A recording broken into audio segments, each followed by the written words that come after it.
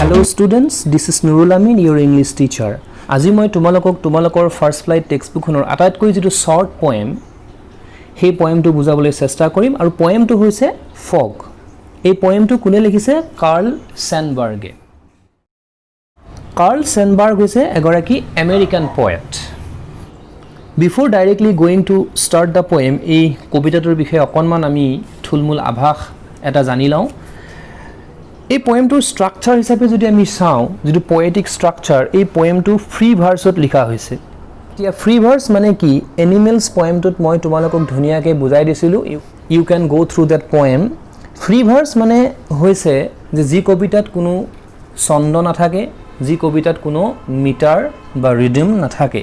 এই কবিতাটো তোমালোকে যদি লক্ষ্য কৰিছা, এইটো দুটা লাইনৰ কবিতা, এটা ফুল ষ্টপ আৰু এইটো সেকেন্ড ফুল ষ্টপ, গতিকে দুটা লাইনৰ কবিতা। আৰু এই কবিতাটোত কোনো ধৰণৰ ৰাইম স্কিম আমি ইয়াত দেখা নাপাওঁ, আৰু এইটো হৈছে ফ্ৰী ভাৰ্ছৰ কবিতা। এতিয়া এই কবিতাটোত আচলতে কাৰ্ল সেনবাৰ্গে কি ক'ব বিচাৰিছে? ইমানখিনি কম কথাৰ জৰিয়তে কি ক'ব বিচাৰিছে যে ইয়াত আমি যদি চাওঁ, ফগ মানে কি বস্তু? তোমালোকে স্ক্ৰীনত দেখিছা ফগ কি বস্তু, তথাপি মই কৈ দিছোঁ যে ফগ হৈছে কিছুমান আচলতে পানীৰ কণিকাই যি বতাহত উৰি ফুৰে আৰু সেইটোক আমি কুঁৱলী বুলি কওঁ। এই ফগবিলাক আচলতে শীতকালত দেখা পাওঁ আমি। পাহাৰৰ ওপৰত ঠাণ্ডাৰ দেশবিলাকত এই ফগটো বেছিকৈ দেখা পোৱা যায়। আমি যদি তোমালোকে নিশ্চয় দেখিছা কেতিয়াবা পাহাৰবিলাকৰ ওপৰত কিছুমান বগা বগা তেনেকুৱা ধৰণৰ ধুঁৱলী কুঁৱলী এটা বস্তু উৰি থাকে, আৰু সেইটোকে ফগ বুলি কোৱা হয়। আৰু fog is a part of nature. এইটো খুব ইম্পৰ্টেণ্ট কথা। প্ৰকৃতিৰ এটা উপাদান হৈছে, প্ৰকৃতিৰ এটা এলিমেণ্ট হৈছে ফগ। আৰু এই ফগটো কবিয়ে এটা কেটৰ লগত, অৰ্থাৎ এটা মেকুৰীৰ লগত কম্পেয়াৰ কৰিছে। চ' ইয়াত যদি আমি পয়েটিক ডিভাইচ হিচাপে চাবলৈ যাওঁ, ফগটোক ইয়াত পাৰ্চনিফাই কৰা হৈছে। The fog comes like a cat. আৰু মেটাফৰ ইউজ কৰিছে। মেটাফৰ হৈছে comparison. It's not a direct comparison. So' fog is compared to a cat. চ' মই ক'লোৱে যে ইয়াতে কবিয়ে কি কৰিছে? নেচাৰক যিটো explore, he has explored the world of nature through the medium of fog. আৰু এনেকৈ এক্সপ্ল'ৰ কৰোঁতে তেওঁ ফগটোক কি কৰিছে?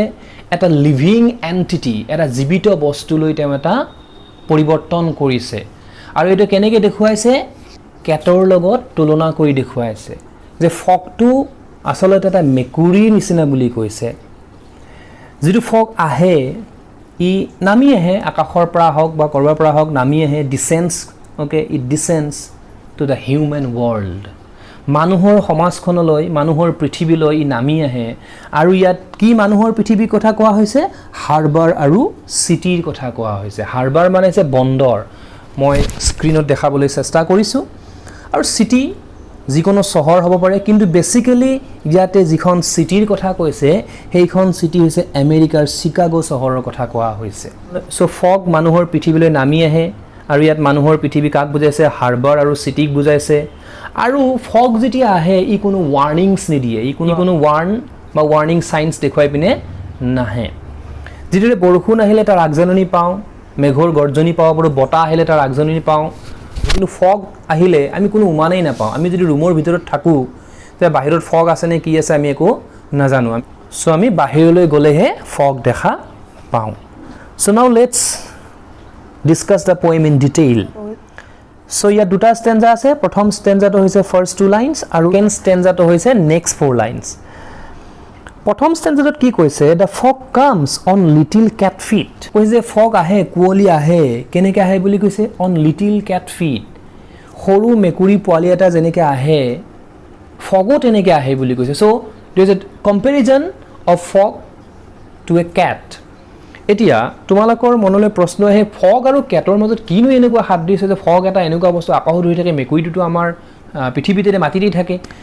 গতিকে কথাটো তোমালোকৰ মনলৈ এটা হয়তো কনফিউজন আহিব পাৰে, কিন্তু কথাটো কি কৈছে চাবা, যে মেকুৰী এটা তোমালোকে দেখিছা বা তোমালোকৰ ঘৰত কাৰোবাৰ মেকুৰী যদি আছে, কেতিয়াবা ভাত খাই আছা, মেকুৰীটো কেতিয়াবা যেতিয়া ভাত খাই আছোঁ মেকুৰীটো নাই কিন্তু ঘপককৈ ক'ৰবাৰ পৰা আহিছে আহি দেখিছা তোমাৰ ভৰিৰ তলতে বা ক'ৰবাতে সি সোমাই আছে তাৰমানে কি যে মেকুৰীটো কেতিয়া আহিছে আমি গমেই পোৱা নাই ইমান লাহে লাহে আহে মেকুৰী এটা সি কোনো চাউণ্ড নকৰে ইট কামছ চাইলেণ্টলি আৰু ফগটো তেনেকৈ আহে বুলি কৈছে আৰু ফগ কেনেকৈ আহে মই যে ক'লোঁ যে বৰষুণ আহিলে আমি গম পাওঁ বতাহ আহিলে তাৰ আগজাননী পাওঁ ভূমিকম্প আহিলে আমি গম পাওঁ কিন্তু ফগো এটা নেচাৰেল এলিমেণ্ট সেইটো কেনেকৈ আহে আমি নাজানো গতিকে ফগটোক মেকুৰীৰ লগত কম্পেয়াৰ কৰি তেওঁ এটা লিভিং এণ্টিটি এটা জীৱিত বস্তুলৈ যেন পৰিৱৰ্তন কৰিছে আৰু সেইটোকে পাৰ্চনিফাই কৰা বুলি কৈছে আৰু কি কৰে ফগে it sits looking over harbour and city ইয়াত চিটছ মানে ইয়াত কি বুজাইছে কাভাৰ আপ কৰা বুজাইছে যে ই ক'ত আহে হাৰ্বাৰ আৰু চিটি এই যে হিউমেন ৱৰ্ল্ডৰ মাজলৈ অহা বুলি ক'লোঁ মই যে বন্দৰ আৰু সেই চহৰখন ইয়াত চিটি মানে কি বুজাইছে চিকাগো চহৰখন বুজাইছে তেওঁ যিহেতু চিকাগোত থাকি এই কবিতাটো লিখিছিল চ' সেই চিটিখন আৰু সেই হাৰ্বাৰটো ই কি কৰে আৱৰি ধৰে আমি দেখিছোঁ ফগ এটাইও বহুত বিস্তীৰ্ণ অঞ্চল কেতিয়াবা পাহাৰ এখন বা কেতিয়াবা ঠাই এখন কি কৰে একেবাৰে নেদেখা কৰি পেলায় অন চাইলেণ্ট হৰ্নচেছ এতিয়া চাইলেণ্ট হৰ্নছ মানে কি মই স্ক্ৰীণত দেখুৱাইছোঁ যে ভৰিৰ ওপৰত এনেকৈ মেকুৰীটো যেনেকৈ বহে ঠিক তেনেকৈ এইটো চাইলেণ্ট হৰ্নছ বুজাইছে একদম মনে মনে যেন বহি আছে কাকো ডিষ্টাৰ্ব কৰা নাই নিজে বহি আছে কোনো ধৰণৰ ই কাকো এনেকুৱা গম দিয়া নাই বা হাই উৰিমি কৰা নাই আৰু ফগটো তেনেকৈ যেন সেই বন্দৰ আৰু চহৰখনৰ ওপৰত যেন তেনেকৈ বহি আছে কাভাৰ আপ কৰি পিনে মেকুৰীটোৰ নিচিনাকৈ সেইটো বুজে এণ্ড দেন মুভছ অন আৰু সি তেতিয়া অলপ সময় পিছত কি হয় গুচি যায় মুভছ অন শব্দটো তোমালোকে অকণমান ইয়াত গুৰুত্ব দিবা বেছিকেলি এইটোত যে ফগটো আহে হয় ফগটোৱে আৱৰি ৰাখে গোটেই চহৰখনক কেতিয়াবা একো নেদেখা কৰি পেলাই আমি বিভিন্ন ধৰণৰ কেতিয়াবা টিভি হওক বা মিডিয়াৰ জৰিয়তেও হওক আমি দেখা পাওঁ বা ভিডিঅ'বিলাকত আমি দেখা পাওঁ যে ফগৰ ফলত আমাৰ বিভিন্ন দুৰ্ঘটনাও ঘটে কেতিয়াবা কিন্তু ফগটো বেছি সময় ইয়াত থকা দেখুওৱা নাই যে ফগটো আহে হয় কিন্তু ফগটো আকৌ নোহোৱা হৈ যায়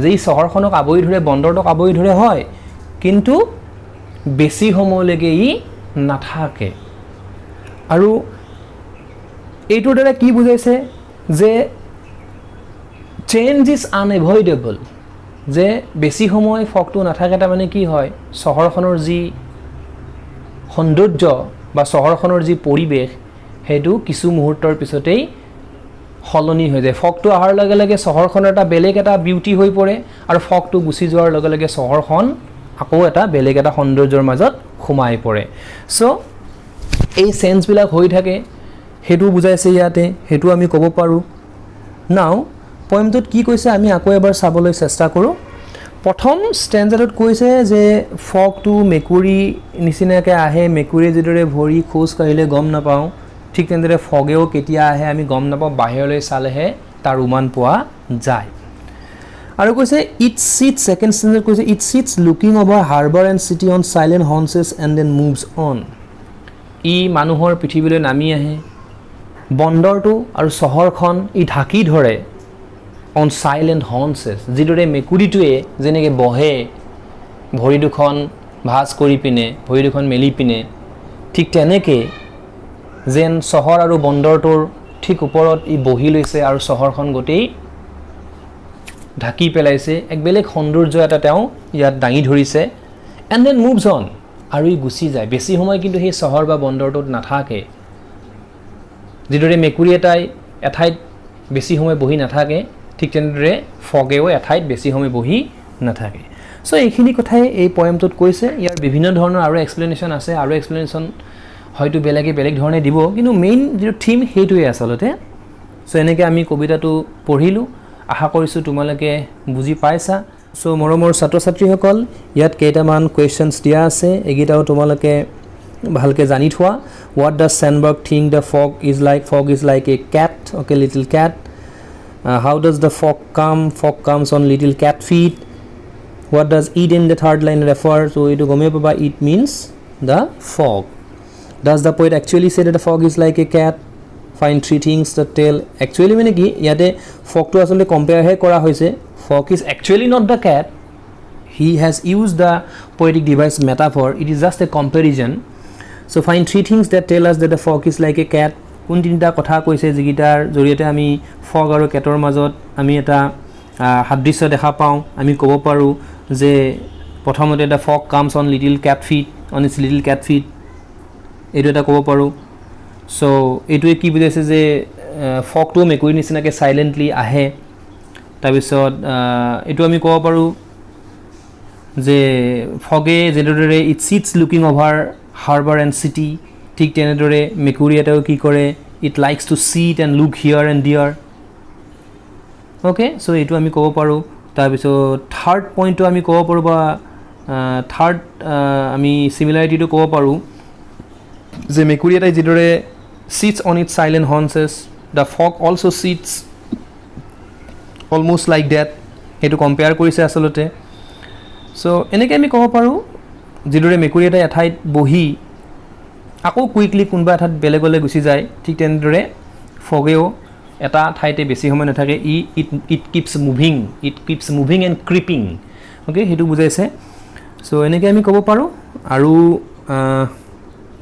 কি কুৱেশ্যন সুধিছে আমি চাই লওঁ 2 নম্বৰটো কিবা কিবি সুধিছে এইটো আমি পিছত অন্য এটা ক্লাছত বাৰু ডিছকাছ কৰিমেই তথাপিও ইয়াত কি কৈছে does this poem have a rhyme scheme ইয়াত ৰাইম স্কিম ডেফিনেটলি নাই বুলি মই অলৰেডি কৈছোঁ ইয়াত ফ্ৰী ভাৰ্চত লিখা হৈছে অৰ্থাৎ ইয়াত কোনো ধৰণৰ তেনেকুৱা ৰাইম স্কিম নাই সো মৰমৰ ছাত্ৰ ছাত্ৰীসকল মই এই পয়েমটো ইমানতে শেষ কৰিছোঁ আশা কৰিছোঁ তোমালোকে বুজি পাইছা আৰু পয়েমটো যেহেতু সৰু পয়েম ঘৰত তোমালোকে বহুতবাৰ পঢ়িব পাৰিবা it will not be difficult for you to memorize this poem as it is a very short poem so কিবা যদি নুবুজিবলগীয়া থাকে তোমালোকে কমেণ্ট বক্সত জনাই দিবা তো আজিলৈ আহিছোঁ থেংক ইউ